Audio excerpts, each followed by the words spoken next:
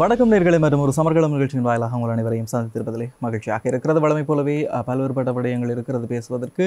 இலங்கை அரசியலை தாண்டி இப்பொழுது உலக அரசியல் எல்லோராலும் பார்க்கப்பட்டு கொண்டிருக்கிறது, கவனிக்கப்பட்டு கொண்டிருக்கிறது. குறிப்பாக சொல்லப்போனால் பல இடங்களில் பல மக்களினுடைய ஒரு மனோநிலையை அறியக்கூடியதாக இருக்கிறது. பயந்து போய் இருக்கிறார்கள் என்பதை வெளிக்காணக்கூடியதாக இருக்கிறது. மூன்றாவது உலகப்போர் ஏற்பட்டு விடுமோ என்கின்ற ஒரு கேள்வி மக்கள் மத்தியிலே எழுந்திருப்பதை நாங்கள் காணக்கூடியதாக இருக்கிறது. அதனுடைய ஒரு வெளிப்பாடாக நாங்கள் அண்மையிலே நாங்கள் பார்க்கக்கூடியதாக இருந்தது.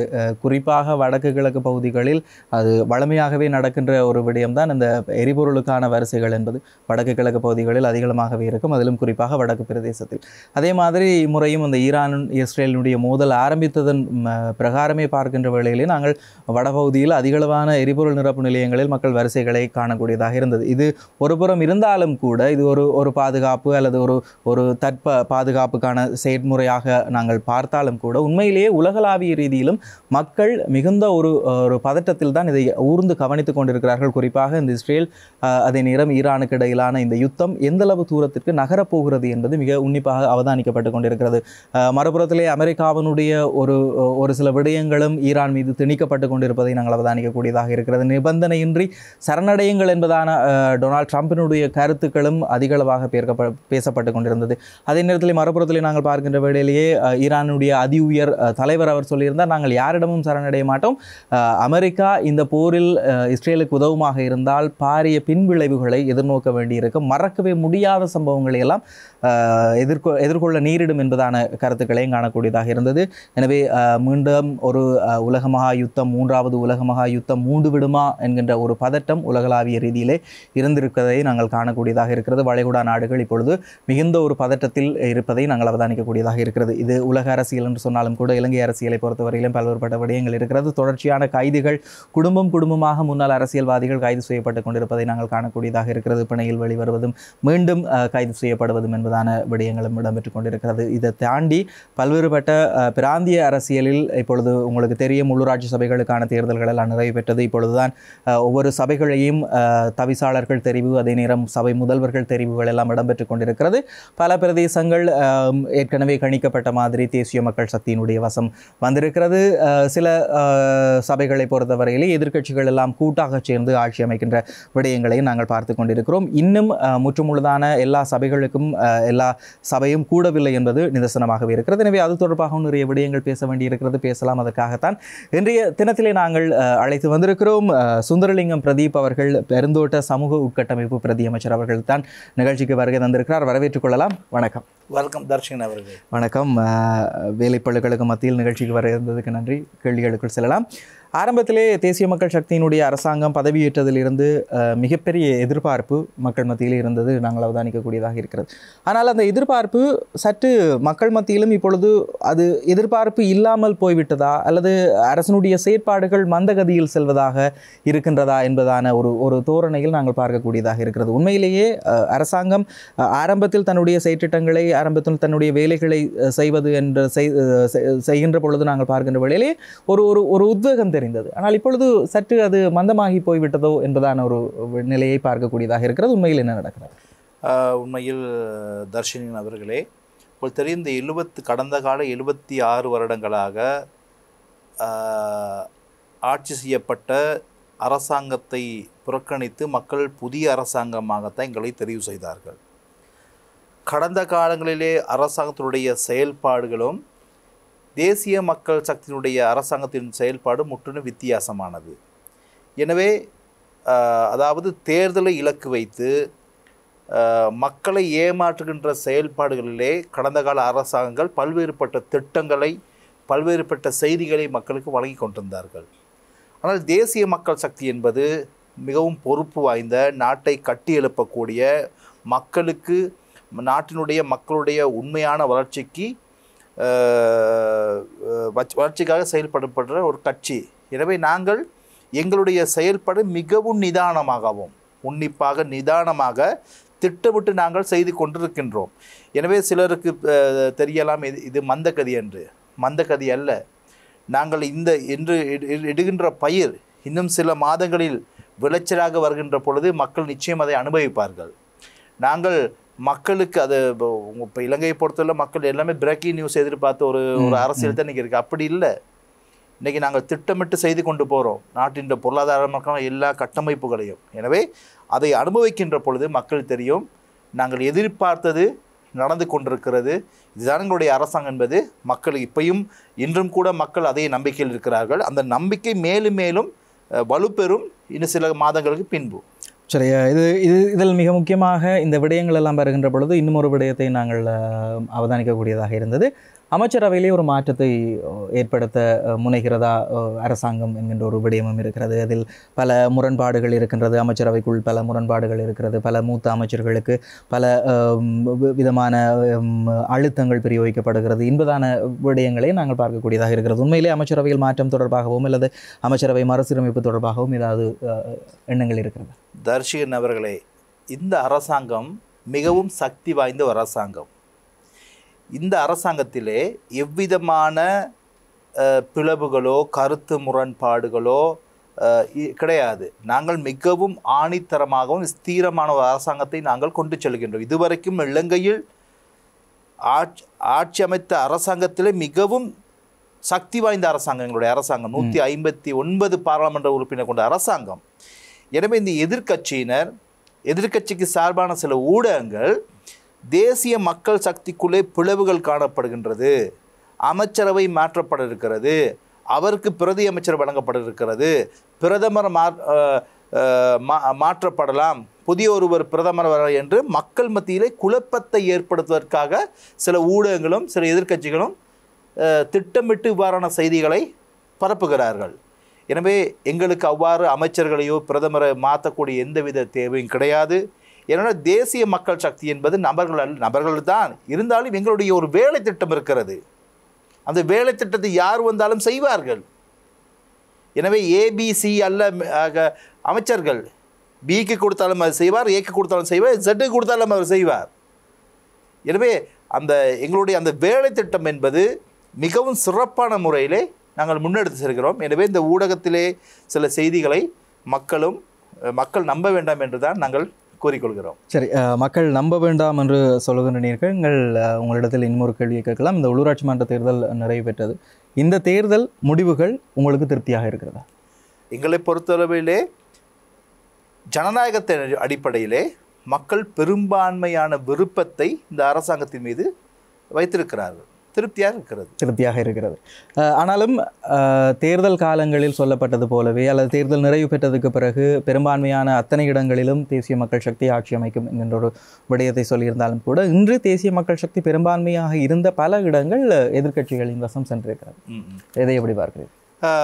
உண்மையில் தர்ஷிகன் அவர்களே, நாங்கள் ஜனநாயகத்தை எவ்வாறு சொல்லுவோம்? பெரும்பான்மையோரின் விருப்பம் தான் ஜனநாயகம். அந்த பெரும்பான்மை மக்கள் விரும்புகின்றதை நடைமுறைப்படுத்த வேண்டும், செயல்படுத்த வேண்டும். அதுதான் ஜனநாயகம். அந்த அடிப்படையிலே 339 உள்ளூராட்சி சபைகளில் போட்டியிட்ட தேசிய மக்கள் சக்தி 165 சபைகளை நாங்கள் அதிபெரும்பான்மையால் நாங்கள் கைப்பற்றியிருக்கிறோம். இன்னும் பல சபைகளை அந்த சபையிலே பல கட்சிகள் போட்டியிட்டாலும் போட்டியிட்ட கட்சிகளிலே அதிகூடிய ஆசனங்களை பெற்றிருப்பது தேசிய மக்கள் சக்தி. அப்போ எனவே ஆட்சி அமைக்கக்கூடிய அதிகாரம் தார்மீகம் யாருக்கு இருக்கிறது? தேசிய மக்கள் சக்திக்கு தான் இருக்கிறது. இன்று என்ன கூறுகிறார்கள்? தேசிய மக்கள் சக்திக்கு ஆட்சிக்கு வரக்கூடாது என்பதற்கு எதிராக கடந்த கால ஊழல்களையும் திருட்டுகளையும் ஈடுபட்டவர்கள் ஒன்றாக சேர்ந்து அவர்கள் ஒன்றிணைகின்ற பொழுது ஜனநாயகத்துக்கு முரணாக அவர்கள் அதிகூடிய ஆசனங்களை காண்பித்து தவிசாளர் அல்லது தலைவர் பதவிகளை பெற்றுக்கொள்வதற்கு முயற்சிக்கிறார்கள். நாங்கள் மக்கள் எங்கள் மீது நம்பிக்கை வைத்து இந்த ஆணையை கொடுத்திருக்கிறார்கள். எனவே அந்த கூட்டு கல்வர்களை ஆட்சிக்கு அமைத்து எங்களுக்கு தேவை கிடையாது. எனவே மக்களுடைய எங்கள் கொடுத்த அந்த அதிகாரத்தை சில அரசியல் சில தந்திரோபாயத்தின் மூலமாக தேசிய மக்கள் சக்தி சில குழுக்கள் சிலருடைய ஆதரவை எடுத்துக்கொண்டு நாங்கள் தவிசாளர் பதவியை அல்லது உள்ளாட்சி மன்றங்களுடைய அதிகாரத்தை நாங்கள் அதிகாரத்தை கைப்பற்றி இருக்கிறோம். இதிலே ஆரம்பத்திலே சொல்லப்பட்டது போல எந்த ஒரு கட்சிகளோடும் தேசிய மக்கள் சக்தி எப்பொழுதும் கூட்டாக சேராது.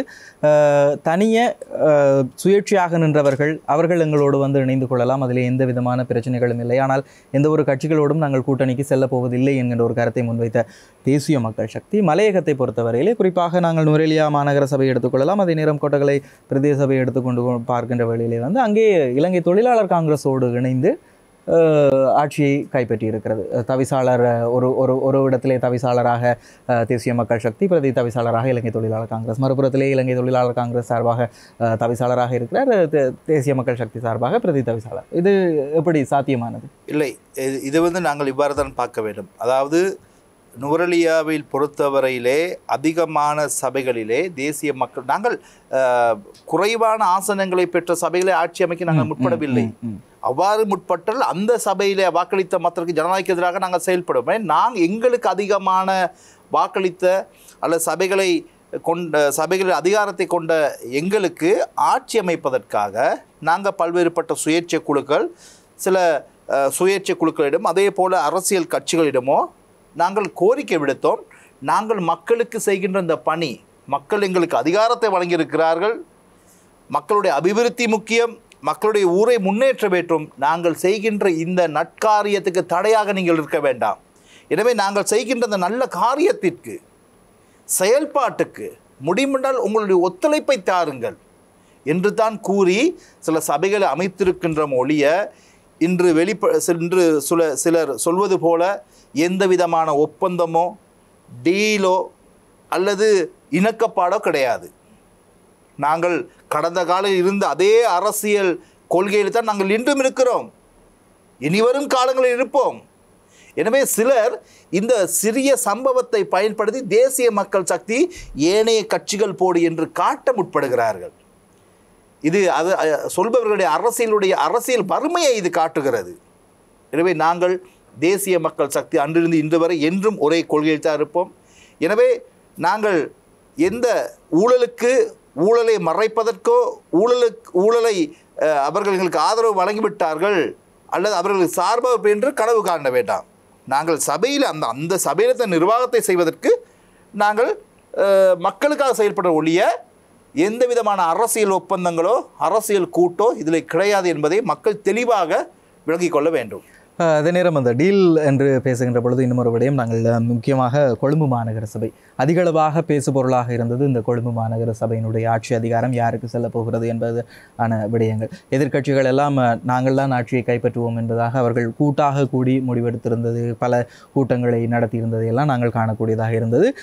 இறுதியிலே தேசிய மக்கள் சக்தி அதிகாரத்தை கைப்பற்றியிருக்கிறது. ஆனாலும் கூட இன்றளவிலும் கூட அந்த அந்த மாநகர முதல்வர் தெரிவு என்பது சட்டவிரோதமான முறையில் தான் இடம்பெற்றது. அது ஒரு முறையற்ற விதத்தில் இடம்பெற்றிருக்கிறது. நிச்சயமாக நாங்கள் நீதிமன்றத்தை நாடப்போகின்றோம் என்பதாக எதிர்க்கட்சிகள் சொல்லிக் கொண்டிருக்கிறார்கள். பாராளுமன்றத்திலும் அந்த கருத்துக்களை முன்வைத்துக் கொண்டிருக்கிறார்கள். அதற்கு வெளியேயும் அவர்கள் அந்த கருத்துக்களை முன்வைக்கிறார்கள். பாராளுமன்றத்திலிருந்து வெளிநடப்பு செய்த விடயங்களையும் நாங்கள் பார்த்திருக்கிறோம். உண்மையிலேயே என்ன நடந்தது, அது தொடர்பாக தேசிய மக்கள் சக்தியினுடைய நிலைப்பாடு எதுவாக இருக்கிறது? உண்மையில் நாங்கள் ஐக்கிய சஜித் பிரேமதாசனுடைய கட்சி உண்மையில் அவர்கள் பல தோல்விகளை தொடர்ச்சியாக சந்தித்து வருவார்கள். அவர்கள் முயற்சித்தார்கள், இந்த கொழும்பு மாநகர சபையினுடைய அதிகாரத்தையாவது நாங்கள் தக்க வைத்து கொள்ள வேண்டும் என்று பல முனைப்புகளிலும் பல செயல்பாடுகளிலும் பல வியாபாரத்திலும் அவர்கள் ஈடுபட்டார்கள். ஆனால் அவர்களுக்கு முடியாமல் போய்விட்டது. நான் நினைக்கிறேன் இன்று எங்களுடைய ராமலிங்கம் சந்திரசேகரன் அவர்கள் நேற்று பாராளுமன்றத்தில் ஒரு சிறந்த கூப்பினா தோல்விகளுடைய பிதாவாக சஜித் பிரேமதாஸ் அவர்களை குறிப்பிட்டிருந்தார். மிகவும் சரியான கூற்றது. எனவே இவ்வாறான தோல்வியை தாங்கிக் கொள்ள முடியாதவர்கள் அந்த தெரிவிலை பிழை இருப்பதாகவும் நீதிமன்றத்தை நாடப்போதும் குறிக்கிறார். நீங்கள் செல்லலாம், நீதிமன்றம் இன்று சுயாதீனமாக இயங்கிக் கொண்டிருக்கிறது. எனவே நீங்கள் நீதிமன்றத்துக்கு சென்று வழக்கு தாக்கல் செய்யுங்கள், நீதிமன்றம் சிறப்பான தீர்ப்புகளை வழங்கும். எனவே நினைக்கிறேன் நாட்டு மக்களை இனியும் இவர்களுடைய அந்த கூற்று எடுபடாது, இனியும் நாட்டு மக்களை அவர்கள் ஏமாற்ற முடியாது. அதே நேரம் இதிலே தான் இன்னும் ஒரு விடயம் இருக்கிறது. இந்த கொழும்பு மாநகர சபை முதல்வர் தெரிவின் போது சில சுயேட்சை குழுக்களிடத்தில் தேசிய மக்கள் சக்தி ஒரு டீல் பேசியதாக ஒரு சில விடயங்களை காணக்கூடியதாக இருந்தது. அதிலும் குறிப்பாக சொல்லப்பட்டிருந்தது, இலங்கையில் இருக்கின்ற வெளிநாட்டு தூதரகங்களில் அவர்களுடைய தங்களுக்கு வாக்களித்தால், தேசிய மக்கள் சக்திக்கு முதல்வருக்கு வாக்களித்தால் அந்த வாக்களிக்கின்ற உறுப்பினர்களுக்கு குடும்பங்கள், அவர்களுடைய குடும்பம் சார்ந்த யாராவது ஒருவருக்கு இலங்கையில் உள்ள வெளிநாட்டு தூதரகங்களில் பணிபுரியும் வாய்ப்பு அல்லது வேலை எடுத்து கொடுக்கலாம் என்ற ஒரு டீல் பேசப்பட்டதாக சில ஊடகங்களிலுடைய கருத்துக்களை காணக்கூடியதாக இருக்கிறது. பல எதிர்க்கட்சிகளும் இதை சொன்னதை காணக்கூடியதாக இருக்கிறது. உண்மையிலே அப்படி ஒரு விஷயம் நடந்ததா? உண்மையிலே நீங்கள் சில ஊடகங்களையும் நீங்கள் கூறுவதை நான் அவ்வாறு அறிகிறேன். அவ்வாறான தேவை எங்களுக்கு கிடையாது. தேசிய மக்கள் சக்தி ஆட்சி அமைப்பது, தேசிய மக்கள் சக்தி அதிகாரத்துக்கு வந்திருப்பது மக்களுடைய வாழ்க்கையை மேம்படுத்துவதற்காக ஒழிய எங்களுடைய சொந்த எந்த விதமான தேவையும் கிடையாது. எனவே எதற்காக நாங்கள் இன்னொருவருக்கு காசோ அல்லது பதவிகளை கொடுத்து எதற்காக நாங்கள் ஆட்சி அமைக்க வேண்டும்? அந்த தேவை எங்களுக்கு கிடையாது. எனவே திட்டமிட்ட சில ஊடகங்களிலே இவ்வாறான போலியான கருத்துக்களை பரப்பிக் கொண்டிருக்கிறார்கள். எனவே உண்மையிலே இந்த நாட்டினுடைய, நான் முதல் கூறியது போல, முன்பு போல அல்ல நாட்டில் மக்கள், சிந்தனையாளர்கள், சிந்திக்கின்றார்கள், அறிவு கூர்ந்த மக்களாக இலங்கை மக்கள் இருக்கிறார்கள். எனவே அவர்களை நான் நினைக்கல இவ்வாறான கருத்துக்களை கூறி அவர்களை முட்டாளாக்கி மீண்டும் அவர்கள் ஆட்சிக்கு வர நினைப்பது கனவில் கூட நினைத்து பார்க்க வேண்டாம் என்று தான் கூற இருக்கிறது. சரி, இன்னும் இருக்கிறது நிறைய விடயங்கள் பேசலாம். அதுக்கு முன்னர் சமர்க்களம் நிகழ்ச்சியில் சிறியதொரு வர்த்தக விளம்பர இடைவேளை. சிறியதொரு வர்த்தக விளம்பர இடைவேளையை தொடர்ந்து மீண்டுமாக சமர்க்களம் நிகழ்ச்சியில் இணைந்திருக்கிறோம். இன்றைய சமர்க்களம் நிகழ்ச்சியில் பெருந்தோட்ட சமூக உட்கட்டமைப்பு பிரதி அமைச்சர் சுந்தரலிங்கம் பிரதீப் அவர்கள் இணைந்திருக்கிறார். நாங்கள் மீண்டும் கேள்விகளுக்குள்ளே செல்லலாம். இந்த உள்ளூராட்சி சபை தேர்தல் முடிவுகளின் பின்னர் சில கருத்துக்களை நாங்கள் அவதானிக்கக்கூடியதாக இருக்கிறது. குறிப்பாக ஜனாதிபதியினுடைய ஒரு கருத்து பேசு பொருளாக மாறியிருந்தது. என்னதான் எந்த கட்சியினர் ஆட்சி அமைத்தாலும் 3 மாதங்கள் தான் அவர்களால் தாக்குப்பிடிக்க முடியும். அதற்குள் என்ன வேண்டுமென்றாலும் நடக்கும். அந்த சபைகளில் மீண்டும் தேசிய மக்கள் சக்தி ஆட்சியை கைப்பற்றும் என்றுதான ஒரு கருத்தை அவர் முன்வைத்திருந்தார். உண்மையிலேயே இந்த கருத்து எப்படி பார்க்கிறீர்கள், அல்லது எதை வைத்துக்கொண்டு அவர் அப்படி பேசியிருக்கிறார்? இல்லை, உண்மையில் ஒரு யதார்த்தத்தை புரிந்து கொள்ள வேண்டும். ஜனாதிபதி, பாராளுமன்றம், அமைச்சரவை அதிகாரம் இருக்கிற கட்சிகள், அந்த கட்சிக்கு அங்குள்ள உள்ளூராட்சி மன்றங்கள் செல்லுகின்ற வேளையிலே மிகவும் சிறப்பாக அந்த மக்களுக்கு சேவைகளை செய்யலாம், அபிவிருத்திகளை மேற்கொள்ளலாம். ஏனென்றால் உள்ளூராட்சி மன்றங்களுக்கு அதிகமாக நிதியை ஒதுக்கக்கூடியது மத்திய அரசும் அதே போல் மாகாண சபையினூடாக தான் நிதியை வழங்குவார்கள். அவ்வாறு அந்த மத்திய அரசு அல்லது மாகாண சபை இப்போ தற்பொழுது ஆளுநருக்கு கீழே இருக்கிற நாள், அதற்கு எதிர்க்கட்சிகள் உள்ளூராட்சி மன்றங்கள் இருக்கின்ற பொழுது சரியான நிதி பரிமாறுவது மிக மிக குறைவாகிறது. இது பொதுவான அரசியலில் பொதுவான இயல்பு. அடுத்து உங்களுக்கு தெரியும், கடந்த காலங்களிலே மக்கள் ஏன் இந்த அரசியலை மாற்றிருக்கிறார்கள்?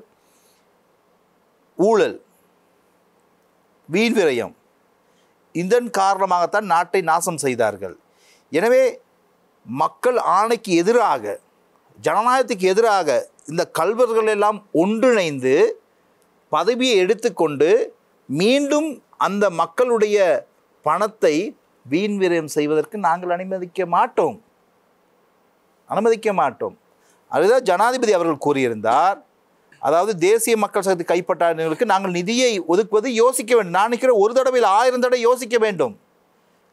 எமது நாடு குட்டிச்சுவராக காரணமே இந்த திருடர்கள் தான். மீண்டும் மீண்டும் நாட்டினுடைய பணத்தை அந்த திருடர்களுக்கு ஒதுக்குவதன் மூலம் இன்னும் அவர்களுடைய குடும்பம், அவர்கள் முன்னேறிய நாட்டு மக்களுக்கும் அந்த பிரதேச மக்களுக்கு எந்த விதமான சேவை நடக்கப் போவது இல்லை.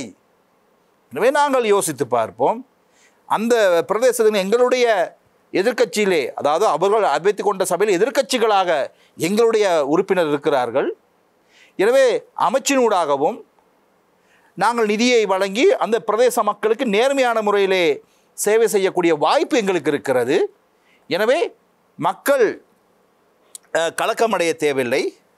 அரசாங்கத்தினால் மக்கள் எதிர்பார்க்கின்ற அந்த அபிவிருத்தியை சரியான முறையில் நாங்கள் செய்வோம். எனவே நாங்கள் ஒதுக்குற நிதியை ஊழல் செய்வதற்கு திருடுவதற்கு எந்த விதத்திலும் அவர்களுக்கு வாய்ப்பை வழங்க மாட்டோம். சரி, இப்படி நிதியை ஒதுக்காமல் விடுகின்ற பட்சத்திலே அந்த உள்ளூராட்சி சபைகளினுடைய நிலைமை என்னவாக போகிறது? அதற்கு பல ஏற்பாடுகள் இருக்கின்றன. அதற்கு மக்களுடைய அன்றாட நிகழ்வுகளை நாங்கள் அது நடைபெறும், அதில் எந்த விதமான குறையும் இருக்காது.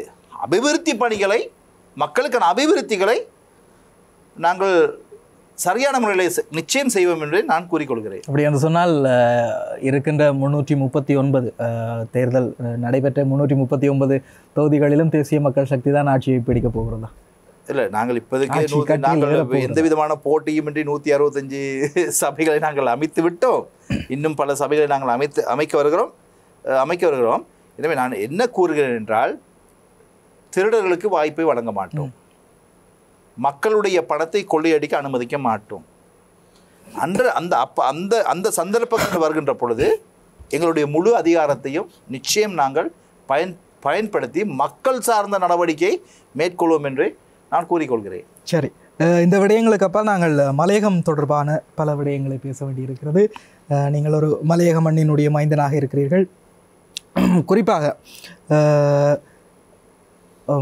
நாடளாவிய ரீதியில் பார்க்கின்ற வேளையிலே நாங்கள் வடபகுதிகளை நோக்கி அதிகளமான அபிவிருத்தி திட்டங்கள் முன்னெடுத்து செல்லப்படுவதை நாங்கள் அவதானிக்கக்கூடியதாக இருக்கிறது.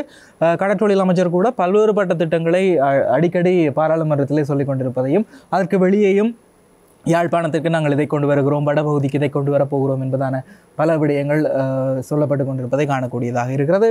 ஆட்சி கைப்பற்றி ஒரு சில மாதங்களிலேயே ஆணையரவு உப்பளம் வளமை நிலைக்கு திரும்பியது. அதனுடைய பேர் பிரச்சனைகள் எல்லாம் மாறி இருந்தாலும் கூட மீண்டுமாக ஆணையரவு உப்பு என்ற பெயரில் அது வந்து கொண்டிருக்கிறது. எனவே இப்படியான ஒரு சூழ்நிலை இருக்கின்ற பொழுது மலையகத்தினுடைய அபிவிருத்தி திட்டம் சார்ந்தும் மலையக மக்களினுடைய ஒரு அபிவிருத்தி சார்ந்தும் எந்த ஒரு விடயங்களும் பேசப்படுவதில்லை அல்லது அதிகளவாக பாராளுமன்றத்தில் விவாதிக்கப்படுவதில்லை என்பதான ஒரு குற்றச்சாட்டு இருக்கிறது தானே? உண்மையில் அதுவல்ல. வரவு செலவு திட்டத்திலே அதிகமான நிதியை மலையக மக்களுக்காக தேசிய மக்கள் சக்தி அரசாங்கம் ஒதுக்கியிருக்கிறது. இப்போ நாங்கள் வீடுகளை கட்ட ஆரம்பித்திருக்கிறோம். இந்த வருடம் 2025ஆம் ஆண்டுக்கு நாங்கள் 5700 வீடுகளை கட்டுவதற்கான முதற்கட்ட பணி ஆரம்பிக்கப்பட்டிருக்கிறது. இது இலங்கை அரசாங்கத்தினால் மாத்திரம் முன்னெடுக்கப்படுகின்ற வீட்டு திட்டமா அல்லது இந்திய அரசாங்கத்தில்? அதே போல மேலதிகமாக சில மாவட்டங்களுக்கு, இன்னும் அனர்த்தனால பாதிக்கப்பட்ட மக்களுக்கு இலங்கை அரசாங்கத்தின் செலவிலே நாங்கள் வீடுகளை கட்டும் பணியிலே ஆரம்பித்திருக்கிறோம். உண்மையில் வீடுகளை கட்டி, உங்களுக்கு தெரியும், 1 மாதத்தில் 2 மாதத்தில் வீடுகளை கட்ட முடியாது.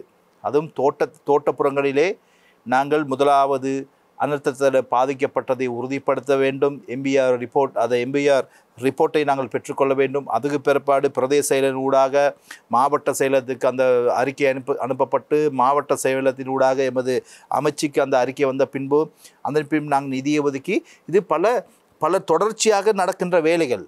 இது ஒரு நாள் 2 நாள் நடக்கக்கூடிய வேலை அல்ல.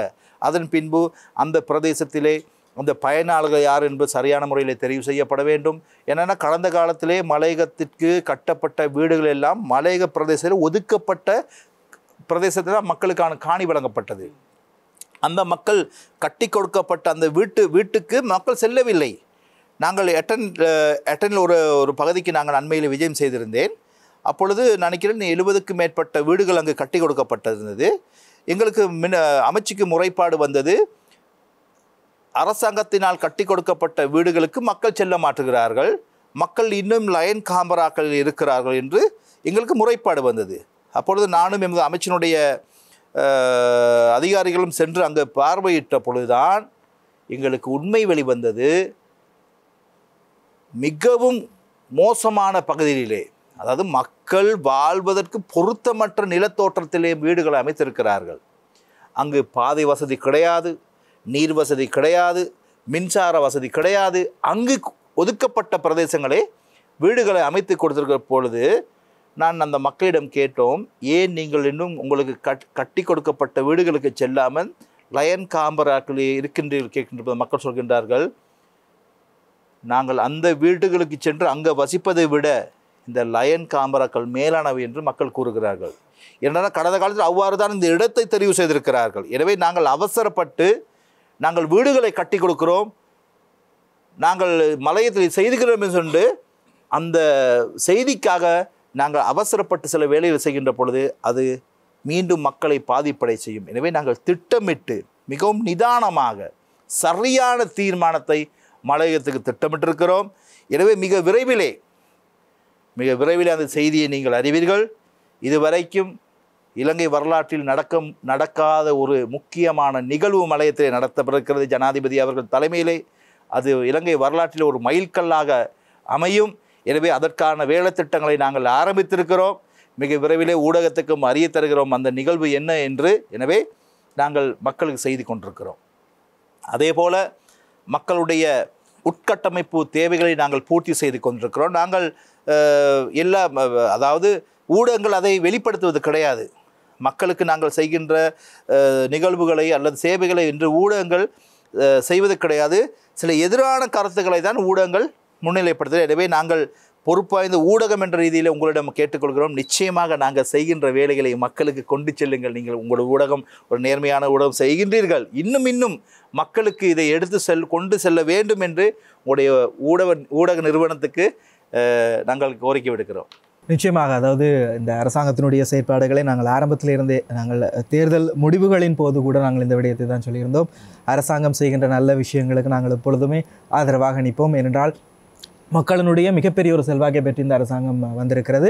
அதே நேரம் அரசாங்கம் விடுகின்ற தவறுகளையும் சுட்டி காட்டுவதற்கு நாங்கள் தயாராகத்தான் இருப்போம் என்கின்ற ஒரு விடயம் நாங்கள் 3 தேர்தல்களிலுமே நாங்கள் சொல்லியிருந்ததை நாங்கள் அவதானிக்கக்கூடியதாக இருந்தது. அதிலே மிக முக்கியமாக இன்னும் ஒரு விடயம், அதை தான் நான் கேட்க வந்தேன். மலையகம் புறக்கணிக்கப்படுகிறதா என்பதான கேள்வி வருவதற்கு காரணம், ஜனாதிபதியினுடைய விஜயம் மலையகத்தை நோக்கியதாக இல்லை. இதுவரை அவர் மட்டக்களப்புக்கு விஜயம் செய்திருக்கிறார், வடபகுதிக்கு விஜயம் செய்திருக்கிறார். ஆனால் மட்டக்களப்பு நோக்கி அவர் பயணிக்கவில்லை என்பதான ஒரு கேள்வி மலையக மக்கள் மத்தியிலும் இருக்கிறது. என்னடா ஜனாதிபதி எங்களை வந்து பார்க்கவில்லையே என்பதான, அதற்காகத்தான் இந்த விடயங்கள் மலையகம் புறக்கணிக்கப்படுகிறதா என்பது. உண்மையில் எங்களுடைய அரசாங்கத்தினுடைய செயல்பாடுகளை பொறுத்தவரையில் ஜனாதிபதி அங்கு சென்றால்தான் அபிவிருத்தி நடக்கும் அப்படி என்று கிடையாது.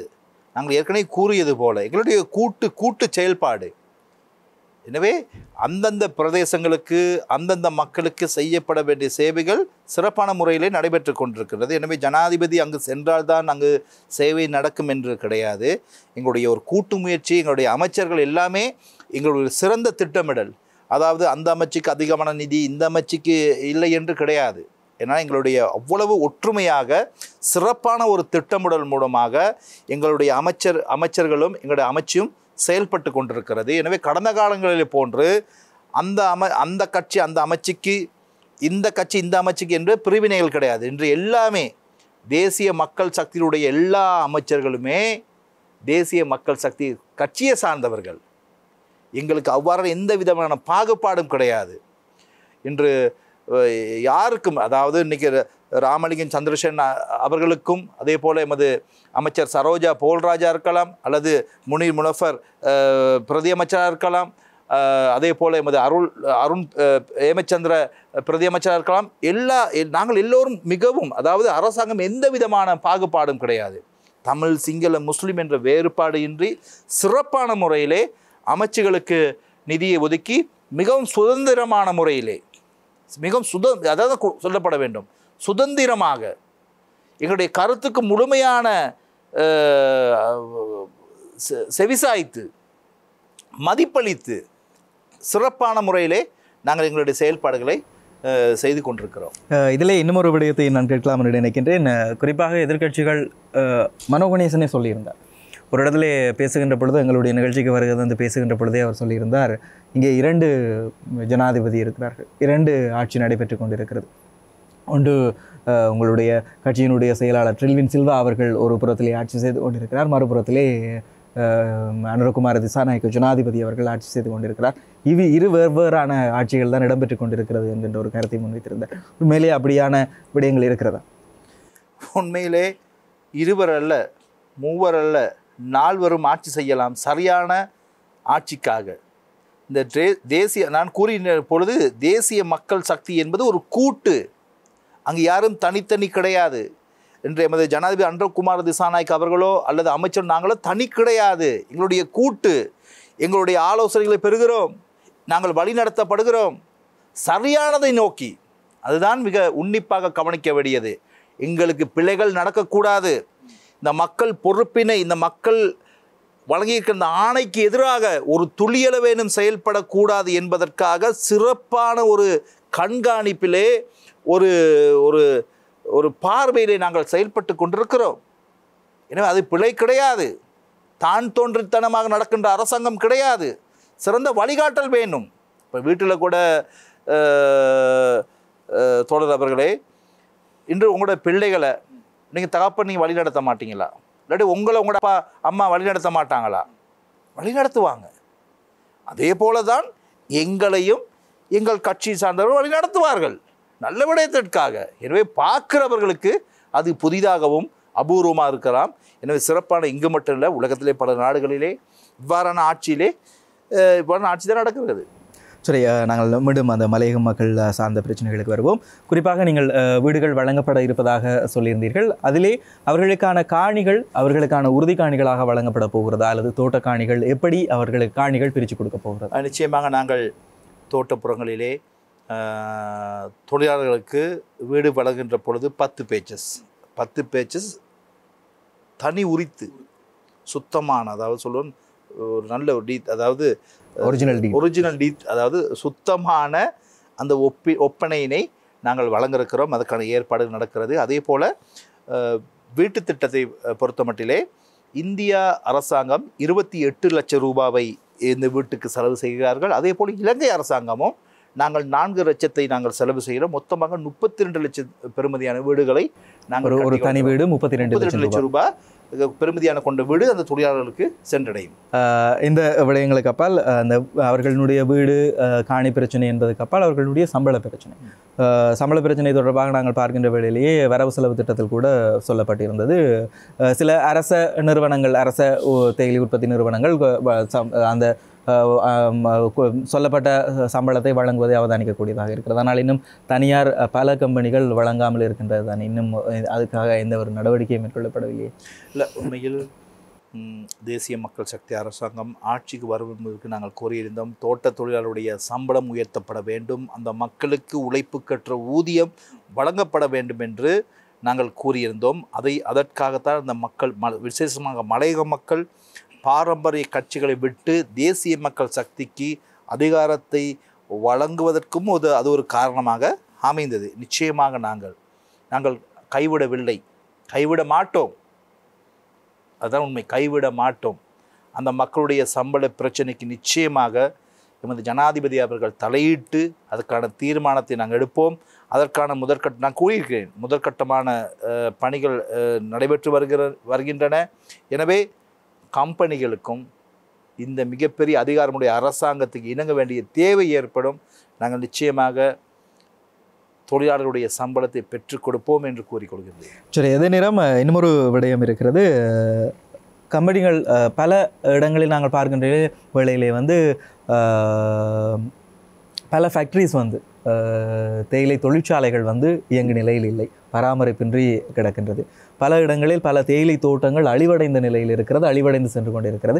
நீங்களே ஒரு இடத்தில் குறிப்பிட்ட ஞாபகம் இருக்கிறது எனக்கு, தேயிலை தோட்டங்கள் சீரழிந்து செல்வதற்கு இந்த கம்பெனிக்காரர்கள் தான் பொறுப்பு கூற வேண்டும் என்றுதான் ஒரு விடயத்தை சொல்லியிருந்தீர்கள். உண்மையிலேயே இப்படியே செல்லுகின்ற பொழுது இலங்கையினுடைய மிகப்பெரிய ஒரு பொருளாதாரம் தங்கி இருக்கிறது தேயிலையில் என்பது யாரும் மறக்க முடியாத ஒரு விஷயம். இது இப்படியே செல்ல போகிறதா? இதுக்கு தேசிய மக்கள் சக்தி அரசாங்கம் தர்ஷகன் அவர்களே, நீங்கள் கூறுவதிலே ஒரு யதார்த்தம் இருக்கிறது. அதாவது உங்களுக்கு தெரியும், ஆரம்பத்திலே, அதாவது ஆரம்ப காலகட்டத்திலே எமது நாட்டிலே தேயிலை ஏற்றுமதியிலே 70% இந்த தேயிலை உற்பத்தியிலே பெற்றுக் கொடுத்தது பெருந்தோட்ட கம்பெனிகள், பெருந்தோட்ட நிறுவனம்தான் பெற்றுக் கொடுத்தது. வெறும் 30% உற்பத்திகளை சிறு தோட்டத்தின் மூலமாக பூர்த்தி செய்யப்பட்டது. இன்று அது தலைகீழாக மாறியிருக்கிறது. இன்று தேயிலை ஏற்றுமதியிலே 70% சிறுதோட்டங்களும் 30% இந்த பெருந்தோட்டங்களும் தான் பூர்த்தி செய்கிறது. எனவே இது ஒரு மிகப்பெரிய ஒரு வீழ்ச்சி. தேயிலை உற்பத்தி அதிகரித்திருக்கலாம், ஏற்றுமதி அதிகரிக்கலாம், இருந்தாலும் பெருந்தோட்டம் பாதிப்படைத்திருக்கிறது. அந்த வீழ்ச்சியின் காரணமாக அங்கு வேலை செய்கின்ற தொழிலாளர்கள் பாதிக்கப்பட்டிருக்கிறார்கள். இன்று பச்சை பசையில் என்று காணப்பட்ட பெருந்தோட்டங்கள் எல்லாம் இன்று நாசம் செய்யப்பட்டிருக்கிறது. இன்று அது மட்டுமல்லாது இன்று உங்களுக்கு தெரியும் தொழிற்சாலைகள் மிகவும் சிறப்பான இயங்கிய தொழிற்சாலைகள் இன்று மூடப்பட்டிருக்கிறது. இன்று அந்த தோட்டங்களிலே வேலை செய்த தொழிலாளர்கள் வேலையின்றி இன்று வறுமையால் வாடிக்கொண்டிருக்கிறார்கள். இன்று வெளிநாட்டுக்கு செல்கின்றார்கள். எனவே நாங்கள் நினைக்கிறோம், நிச்சயமாக பெருந்தோட்டங்களோடு நாங்கள் பேசிக்கொண்டிருக்கிறோம். அவர்களுக்கு முடியாவிட்டால் நிச்சயமாக நாங்கள் ஒரு மாற்று தீர்மானத்தை நிச்சயம் எடுப்போம் என்று கூறிக்கொள்ள விரும்புகிறேன். இதில் இன்னுமொரு விடயம் இருக்கிறது. குறிப்பாக முதலீட்டாளர்களை பொறுத்தவரையில், புலம்பெயர்ந்த தேசத்தில் இருக்கின்ற எங்களுடைய நாட்டவர்களை பொறுத்தவரையிலே முதலீடு செய்கின்ற பொழுது வடக்கு அல்லது கிழக்கு அல்லது தென்பகுதிகளில் அதிகமான முதலீடுகளை செய்கின்றார்கள். ஏன் மலையகத்துக்கு அந்த தோட்டங்கள் பராமரிக்க முடியாத பெருந்தோட்டங்களால், பெருந்தோட்ட தொழிற்சாலைகளால் அல்லது பெருந்தோட்ட கம்பெனிகளால் பராமரிக்க முடியாத அந்த தோட்டங்களை பெற்று ஏன் வெளிநாட்டு முதலீட்டாளர்களுக்கு அதை வழங்கக்கூடாது? இல்லை, நிச்சயம் நாங்கள் இந்நேரத்தில் இந்த நிகழ்ச்சியினூடாக நான் புலம்பெயர்ந்த இலங்கையருக்கு நாங்கள் அறிவித்துக் கொள்கிறோம். வாருங்கள், எத்தனையோ தோட்டங்கள், நிலப்பரப்புகள் இன்று காடுகளாக மாறியிருக்கிறது. எனவே நாங்கள் தொழிலாளர்களுக்கு நாங்கள் எதிர்காலத்திலே அந்த பயிர் செய்வதற்கான வாய்ப்பை நாங்கள் கொடுக்க இருக்கிறோம். அதே போல் மேலதிகமாக சில தோட்டங்களை பொறுப்பெடுத்து சிறப்பான முறையிலே, அதாவது தொழிலாளருடைய அவர்கள் வேலை செய்கிற தொழிலாளருடைய சிறப்பான அவர்கள் வாழ்க்கை அமைத்து அவர்களுக்கான சம்பளத்தை கொடுத்து விட்டு நீங்கள் எமது நாட்டை கட்டியெழுப்பதற்கு வாருங்கள் என்று நாங்கள் அழைப்பெடுக்கிறோம். சரி, இன்னும் நிறைய விடயங்கள் பேசுவோம். அதுக்கு முன்னர் சமர்க்களம் நிகழ்ச்சியில் சிறியதொரு வர்த்தக விளம்பர இடைவெளியை தொடர்ந்து மீண்டுமாக சமர்க்களம் நிகழ்ச்சியில் இணைந்திருக்கிறோம். இன்றைய சமர்க்களம் நிகழ்ச்சியில் பெருந்தோட்ட சமூக உட்கட்டமைப்பு பிரதி அமைச்சர் சுந்தரலிங்கம் பிரதீப் அவர்கள் இணைந்திருக்கிறார். நாங்கள் மீண்டும் கேள்விகளுக்குள்ளே செல்லலாம். மலையகம் சார்ந்து உட்கட்டமைப்பு வசதிகள் எப்படி மேற்கொள்ளப் போகிறீர்கள்? அதை குறிப்பாக நாங்கள் பார்க்கின்ற வேளையிலேயே அதிகளவான விபத்துகள், வாகன விபத்துகள், வீதி விபத்துகள் தொடர்ச்சியாக நடைபெற்றுக் மாதத்திற்கு 1 அல்லது 2 விபத்துகளாவது நடைபெற்றுக் கொண்டிருப்பதை காணக்கூடியதாக இருக்கிறது. இந்த சாலைகளுக்கு என்ன நடைபெறப் போகிறது அல்லது அவர்களுக்கான உட்கட்டமைப்பு வசதிகள் எல்லாம் எப்படி ஏற்படுத்தப்பட போகிறது? பெருந்தோட்ட பகுதியில் எடுத்துக்கொண்டால், பெருந்தோட்ட பகுதியிலே வசிக்கின்ற மக்கள் எல்லாமே அதாவது மலையக மக்கள் என்பவர்கள் ஒரு தனி கலை கலாச்சாரத்தை கொண்ட ஒரு மக்கள் கூட்டம் மலையக தமிழ் மக்கள். அந்த அடிப்படையில் இன்று இந்த பெருந்தோட்டங்களுடைய வீழ்ச்சியின் காரணமாக இன்று அந்த பெருந்தோட்டங்களிலே தொழிலாளர்களுடைய எண்ணிக்கை மிகவும் மிகவும் குறைந்த ஒரு நிலையிலே காணப்படுகிறது. இருந்தாலும் கூட அந்த பரம்பரையினர் தான் இன்று மலையத்திலே இருக்கிறார்கள். நானும் அந்த பரம்பரையை சேர்ந்தவன் தான். எனவே நாங்கள் அபிவிருத்தி பணிகளை செய்கின்ற பொழுது அல்லது வீடுகளை கட்டி கொடுக்கின்ற பொழுது நாங்கள் தொழிலாளருக்கு மாத்திரமல்ல, அங்குள்ள அந்த மக்கள் சரியான மக்களுக்கு இல்லாத மக்களுக்கு சென்றடைய வேண்டும் என்ற ஒரு கோட்பாடிலே நாங்கள் இருக்கிறோம். அது மட்டுமல்லாது இன்று மலையகத்தை பொறுத்தவரையிலே இன்று பாதைகள் சரியான முறையிலே பாதணிகள் செப்பனிடப்படாமை மற்றும் பாதுகாப்பு வேலிகள் அமைக்கப்படாமல் பல விபத்துகளுக்கு இது ஒரு காரணமாக அமைந்திருக்கிறது. அண்மையிலே பல விபத்துக்களை எங்களது நாட்டை உலுக்கிய ஒரு விபத்துக்களாக மாறி இருக்கிறது. எனவே நாங்கள் தற்பொழுது இனங்கண்டு கொண்டிருக்கிறோம். ஆபத்தான வளைவுகள், ஆபத்தான வீதிகளை இவ்வாறான பாதுகாப்பு வேலிகளை அமைத்து அந்த விபத்துக்களை குறைக்கலாம் என்பது இன்றைக்கு விசேட வேலை திட்டம் மூலமாக நாங்கள் வேலை திட்டத்தை செய்து கொண்டிருக்கிறோம். பல இடங்களிலே பாதுகாப்பு வேலிகளும் அமைக்கப்பட்டிருப்பதை நீங்கள் அறிந்திருப்பீர்கள். நிச்சயமா. அதே நேரம் இன்னமொரு விடயமாக பார்க்கக்கூடியதாக இருக்கிற இந்த பாடசாலை இடைவிலகல், பாடசாலையை விட்டுவிட்டு தொழிலை தேடி மாணவர்கள் வருவதை நாங்கள் அவதானிக்கக்கூடியதாக இருக்கிறது. இதற்கான வேலை திட்டமாக என்ன? உண்மையில் தெரியும், நாட்டினுடைய கல்வி என்பது மிக மிக முக்கியமானது. அதனால்தான் இந்த முறை பாதுகாப்பு செலவை விட இந்த முறை கல்விக்கான செலவை நாங்கள் அதிகமாக ஒதுக்கியிருக்கிறோம்.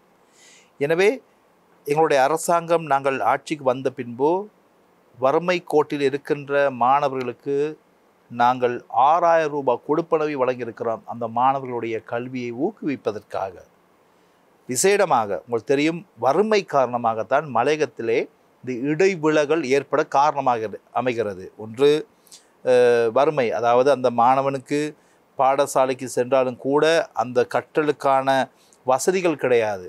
குடும்ப பின்னணி, குடும்ப கஷ்டங்கள் காரணமாக அந்த மாணவன் இடைநடுவிலே கல்வியை விட்டுவிட்டு வேறு தொழிலுக்கு செல்ல வேண்டிய நிலைமை ஏற்படுகிறது. எனவே நாங்கள் அதை தடுப்பதற்காக இன்று விசேஷமாக இந்த சிறுவர் பாதுகாப்பு அமைச்சினூடாக பல செயல் திட்டங்களை நாங்கள் ஆரம்பித்திருப்போம். இவ்வாறு பாடசாலை செல்ல முடியாத கஷ்டத்துள்ள மாணவர்களுடைய கல்வியை அரசாங்கம் பொறுப்பேற்பதற்கான சில செயல்பாடுகளை நாங்கள் ஈடுபட்டிருக்கிறோம். எனவே நிச்சயமாக கல்வி என்பது அவனுடைய அடிப்படை உரிமை.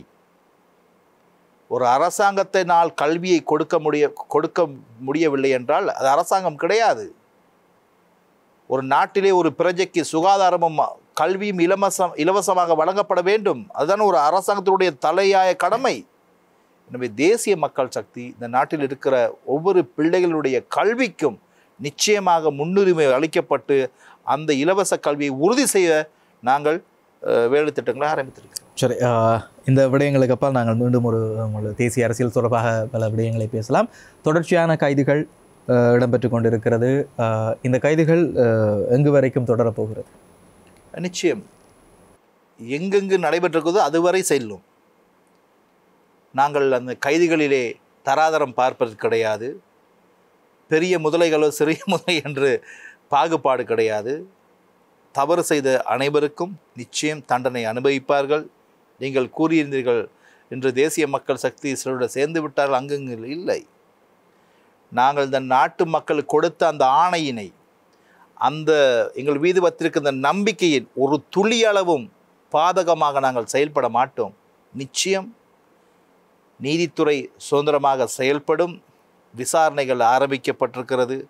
தவறு செய்தவர்களுக்கு தண்டனை என்பது 100% நிச்சயிக்கப்பட்டிருக்கு. சரி, இதே நேரம் இன்னும் ஒரு விடயம் தேசிய மக்கள் சக்தி அரசாங்கத்தின் மீது வைக்கப்படுகின்றது. அண்மை காலமாக அதிகளவாக பேசப்பட்ட விடயம் இந்த கொழும்பு துறைமுகத்திலிருந்து கொள்கலன்கள் விடுவிக்கப்பட்டது. முறையான அனுமதி இல்லாமல் அது விடுவிக்கப்பட்டிருக்கிறது என்பதான ஒரு குற்றச்சாட்டு எழுந்திருந்தது. உண்மையிலே அது என்ன விடயம், என்ன நடக்கிறது? இல்லை, பொதுவாக அந்த சுங்கத்திலே அந்த கொள்கலன்கள் விடுவிக்கப்பட்ட தொடர்பாக ஒரு நாட்டிலே ஒரு பெரிய ஒரு பேசும் பொருளாக மாறியிருந்தது. அரசாங்கத்துக்கு சேறு போத்தும் சில செயல்பாடுகளே எதிர்க்கட்சி ஈடுபட்டிருந்தார்கள். இன்று உலகத்திலே நடைமுறைக்கின்ற நிகழ்வு, அதாவது அந்த கொள்கலனை பரிசோதிப்பதற்காக ஒரு குழு அதிகாரியை கொண்ட ஒரு குழு நியமிக்கப்படும். அந்த குழுதான் அந்த அதாவது வருகின்ற அனைத்து கொள்கலனையும் அவர்கள் உடைத்து அதுக்குள்ளே சென்று பரிசோதனை செய்ய மாட்டார்கள். உலகத்தில் எல்லா நாடுகளும் அத்தான் காணப்படுது. அவர்களுக்கு சில தகவல் அடிப்படையிலே, சில சந்தேகத்தின் அடிப்படையில் தான் அதை உடைத்து விடுவிப்பார்கள். எனவே இது நடந்த சம்பவக்கும் அதாவது அரசியல்வாதிகளுக்கும் அரசாங்கத்துக்கும் எந்த விதமான தொடர்பும் கிடையாது. அதிகாரிகள் அது பொதுவான ஒரு நடைமுறை மூலமாக தான் அது விடுவித்திருக்கின்றார்கள். அது இவர்கள் தேசிய மக்கள் சக்தி அரசாங்கத்தினுடைய அமைச்சர்கள் தலையீடு செய்து விடுவித்தார் என்று ஒரு போலியான கருத்துக்களை முன்வைத்தார்கள். அப்படி அல்ல. எனவே மக்கள் இவ்வாறான செய்திகளை சரியான முறையில் நீங்கள் புரிந்து கொள்ள வேண்டும். இது மட்டுமல்ல, இன்னும் பல கருத்துக்களை, பல பொய்களை உருவாக்குவார்கள். ஏனென்றால் அவர்கள் தோல்வியை தாங்க முடியாமல், அவர்கள் பின்னடைவை ஏற்றுக்கொள்ள முடியாமல், மக்களுடைய பார்வை திசையை மாற்றுவதற்கு இவ்வாறான பல்வேறுபட்ட கருத்துக்களை மக்கள் மத்தியிலே கொண்டு வருவார்கள். எனவே மக்கள் மிகவும் அவதானமாக இருக்க வேண்டும். எனவே இந்த பொய்யர்களுடைய வார்த்தைகள் நம்பிவிட வேண்டாம் என்று கேட்டுக்கொள்கின்றோம். நிச்சயமாக இந்த விடயம் இப்போ நீங்கள் தெளிவாக அது தொடர்பாக பேசுகின்றீர்கள். இதை நாங்கள் பார்க்கின்ற வேளையிலேயே தேசிய மக்கள் சக்தி சார்ந்து இந்த அரசாங்கத்திலே அங்கம் வகிக்கிற அமைச்சர்கள் அல்லது நாடாளுமன்ற உறுப்பினர்கள் சார்ந்து ஒரு சிலரை மாத்திரம்தான் நாங்கள் மீண்டும் அவர்களுடைய பேச்சுக்களை தான் நாங்கள் மீண்டும் கேட்டுக்கொண்டிருக்கிறோம். அவர்கள் தான் அங்கே மீண்டும் தேசிய அந்த அரசாங்கத்தினுடைய செயற்பாடுகள் தொடர்பாகவும் அது மீது வைக்கப்படுகின்ற விமர்சனங்களுக்கெல்லாம் பதிலளித்துக் கொண்டிருக்கிறார்கள். ஆனால் எல்லோருமே பேசுவது போல் இல்லையே, ஏன் குறிப்பிட்டவர்கள் தான் பேச வேண்டும் என்பதான இது நியதிகள் இருக்கிறது? அப்படி கிடையாது. பாராளுமன்றத்திலே உங்களுக்கு தெரியும், பாராளுமன்றத்தில் சில நடைமுறை இருக்கின்றது. இல்லை, பாராளுமன்றத்துக்கு வெளியே நான் கேட்கின்றேன். அதாவது இல்லை, பொதுவாக இப்போ இந்த உங்களுக்கு தெரியும் எல்லாமே பேசுகிறார்கள் சில அமைச்சர். இப்போ உண்மையிலே இப்போ நான் ஒரு பிரதி அமைச்சராக இருப்பதனால்தான் எனக்கு அதிகமான வாய்ப்பு கிடைக்கிறது. நான் செல்லும் இடமெல்லாம் ஊடகங்கள் வருகிறார்கள். இதே பாராளுமன்ற உறுப்பினர்கள் அதே செயல்பாடை செல்கின்றார்கள். மக்களிடம் செல்கின்றவர்களே ஊடகம் அவர்களுக்கு முக்கியத்துவம் வழங்குவது குறைவு. நான் இது மாற வேண்டும். இது மாறப்படும். அதே போல் எதிர்க்கட்சியினருக்கும், அதாவது மக்களுடைய பிரதிநிதிகளுக்கு அவர்களுடைய கருத்துக்களை சொல்வதற்கு ஊடகங்கள் சரியான ஒரு வாய்ப்பினை வழங்க வேண்டும். இப்போ ஊடகங்கள் என்ன செய்கின்றது, அவர்களுடைய பேசும் பொருளை அல்லது பிரேக்கிங் நியூஸுக்காக அந்த முக்கியமான நபர்களிடம் மட்டும்தான் சென்று செய்தியை பெறுகிறார்கள். இன்னும் சில மக்களுடைய சேவைகள் தொடர்பான செய்திகளை பெற்றுக்கொள்வது மிக குறைவு. எனவே நாங்கள் கூறுகிறோம், தேசிய மக்கள் சக்தி நான் பொறுத்தவரை 159 பேரும் எங்களுடைய செயல்பாடுகளை நாங்கள் இருக்கிறோம். அதில் அவர் பெரியவர், நான் சிறியவர், அவர் பலம் வாய்ந்தவர், இவர் பலமற்றவர், அவர் பேச்சாற்றல் மிக்கவர், இவர் பேச்சாற்றல் அற்றவர் என்று கிடையாது. நாங்கள் 169 ஒரே தரத்தில் இருக்கிறோம். எனவே நீங்கள் யார் வேண்டாலும் நீங்கள் தொடர்பு கொண்டு அரசாங்கத்தின் வேலை திட்டத்தை நீங்கள் கேட்டுக்கொள்ளலாம். சரி, இந்த கேள்வியும் ஏன் கேட்டினான் என்று சொன்னால், உண்மையிலேயே சொல்லப்போனால் விமர்சனங்கள் அதிகளவாக வைக்கப்பட்டிருந்தது. குறிப்பாக ஜேவிபியில் இருந்து இப்பொழுது அமைச்சர்களாக அல்லது நாடாளுமன்ற உறுப்பினர்களாக இருந்தவர்கள் மாத்திரம்தான் அங்கே முன்னிலைப்படுத்தப்படுகிறார்கள். தேசிய மக்கள் சக்தியாக வந்தவர்கள் யாரும் முன்னிலைப்படுத்தப்படவில்லை என்பதான விமர்சனங்களும் வைக்கப்பட்டு கொண்டு தான் இருக்கிறது நாடாளுமன்றத்தை பொறுத்தவரையிலே. அதுக்காக தான் இந்த கேள்வியை முன்வைத்தேன். இல்லை, அவ்வாறு கிடையாது. உண்மையிலே ஜேவிபியிலிருந்து வந்தவர்களும் தேசிய மக்கள் சக்தி வந்தவர்களிலிருந்து ஆட்சியிலே பாகுபாடு பிரிவுகளே கிடையாது. நாங்கள் எல்லாம் முதல் கூறிய போல நாங்கள் அனைவரும் ஒரு தாய் பிள்ளைகளாகத்தான் செயல்படுகின்றோம், தோழர்களாக இருக்கிறோம். எங்களுக்குள்ளே தேசிய மக்கள் சக்தி, மக்கள் விடுதலை முன்னணி என்று எந்த விதமான பிளவும் கிடையாது, பாகுபாடும் கிடையாது. நாங்கள் சிறப்பான முறையிலே ஒற்றுமையாக செயல்பட்டு கொண்டிருக்கிறோம். எனவே இன்று சிலருக்கு தேவை, அவ்வாறாவது கூறியாவது அவருடைய பிளவை ஏற்படுத்த தோல்வியில் தான் முடியும். ஏன்னா அந்த கருத்துக்களை எடுப்படாது. இங்கே கூட அப்படி பிரிவே கிடையாது. சரி, இறுதியாக ஒரு கேள்வியோடு நிறைவு செய்யலாம் என்று நினைக்கின்றேன். மாகாண சபை தேர்தல் நடைபெறுமா, நடைபெறாதா? சட்டத்தில் இருக்கிறது. சட்டத்தின்படி ஆட்சியை நாங்கள் நடத்துகிறோம். சட்டத்தில் இருப்பவை நிச்சயம் நடக்கும். ஜனாதிபதி இந்தியாவில் வைத்து கூறியிருந்தார் இந்த வருட இறுதிக்குள் நிச்சயமாக நடைபெறும் என்று. அதற்கான சாத்தியக்கூறுகள் நிச்சயம் ஜனாதிபதி கூறியது நடக்கும். சரி, பொறுத்திருந்து பார்க்கலாம் மாகாண சபை தேர்தல் நடைபெறுமா இல்லையா என்பது தொடர்பாக. நன்றி. நிறைய விடயங்கள் பேசியிருக்கிறோம், இன்னும் பல விடயங்கள் பேசலாம், ஆனால் நேரம் குறுகியது என்பதற்காக நாங்கள் இத்துடன் நிகழ்ச்சியை நிறைவு கொண்டு வருகின்றோம். உங்களுடைய வேலைப்பாடுகளுக்கு மத்தியில் நிகழ்ச்சிக்கு வருகிறது பல விடயங்களை மக்களுக்கு சொல்லியிருந்தீர்கள். இன்னும் பல விடயங்கள் நீங்கள் சொன்னது போலவே மலையகத்தில் மிகப்பெரிய ஒரு விடயத்தை நாங்கள் செய்ய இருக்கிறோம் என்று சொல்லி நிச்சயமாக அங்கே நாங்கள் முன்னிலையாகி இருப்போம், நிச்சயமாக வருவோம். அது தொடர்பாகவும் பல விடயங்களை நாங்கள் தொடர்ச்சியாக இனிவரும் காலங்களிலும் அது தொடர்பாக பல்வேறுபட்ட விடயங்களை நாங்கள் பேசுவோம் என்கின்ற ஒரு விடயத்தையும் சொல்லிக்கொண்டு இந்த நேரத்துக்கு எங்களுடைய நன்றிகளை தெரிவித்துக் கொள்கிறோம். நிச்சயமாக எங்களுடைய செயல்பாடுகளை அதாவது இன்று எமக்கு எதிரான பல ஊடகங்கள் தாக்குதலை மேற்கொள்கின்ற அந்த வேளையிலே உண்மையான விடயங்களை மக்களுக்கு கொண்டு செல்லுகின்ற ஒரு சிறந்த ஊடகமாக செயல்படுகின்ற ஆதவன் தொலைக்காட்சிக்கும் அதே போல நண்பர் தர்ஷகன் அவர்களுக்கும் நன்றியை கூறிக்கொண்டு இந்த வாய்ப்பை அளித்ததும் மீண்டும் முறை ஊடக நிறுவனத்துக்கும் நன்றியை கூறிக்கொண்டு விடுவேன். நன்றி, வணக்கம். நிறைய விடயங்கள் பேசி இருக்கிறோம், இன்னும் பல விடயங்கள் பேசலாம். நிறைய விடயங்கள் இருக்கிறது பேசுவதற்கு. எதிர்க்கட்சிகளால் வைக்கப்படுகின்ற விமர்சனங்கள் தொடர்பாக பல்வேறுபட்ட விடயங்கள் இருக்கிறது. ஆனால் நாங்கள் எல்லாவற்றையும் கேட்டுவிட முடியாத ஒரு சில விமர்சனங்களை எங்களுக்கே தெரியும் அது வெறுமனே ஒரு குற்றச்சாட்டாக இருக்கிறது, ஒரு பொய் விமர்சனமாக இருக்கிறது என்பதான விடயங்கள் இருக்கிறது. எனவே அவற்றையும் தாண்டி நாங்கள் சில விடயங்களை செல்ல வேண்டும். அதே நேரத்திலே இன்னும் ஒரு விடயத்தை நாங்கள் சொல்ல வேண்டும். நாங்கள் யாரையும் எங்களுடைய நிகழ்ச்சியை பொறுத்தவரையிலே யாரையுமே தனி மனித தாக்குதலை நாங்கள் மீட்பதில்லை. அது எதிர்க்கட்சிகளாக இருந்தாலும் சரி, அவர்களுடைய கருத்துக்களையும் கேட்கின்றோம். அதே நேரம் ஆளும் கட்சியாக இருந்தாலும் சரி, அவர்களுடைய கருத்துக்களையும் கேட்கின்றோம். அவர்கள் மீது வைக்கப்படுகின்ற விமர்சனங்களுக்கு அவர்களுடைய பதிலை தான் நாங்கள் உங்களுக்கு தந்து கொண்டிருக்கிறோம். ஒரு நடுநிலைமையாக ஒரு ஊடகத்தினுடைய அறம் சார்ந்து எங்களுடைய நிகழ்ச்சி சென்று கொண்டிருக்கிறது என்பதை மீண்டும் தெரிவித்துக் கொண்டு, எனவே மீண்டுமாக ஒரு சமர்க்களம் நிகழ்ச்சியில் உங்கள் அனைவரையும் சந்திக்கும் வரை உங்களிடமிருந்து அன்பு கலந்த வணக்கங்களுடன் விடைபெற்றுக் கொள்ளும் நான் என்றும் உங்கள் அன்பின் தர்ஷிகன் மார்க்கண்டு. வணக்கம் நேயர்களே.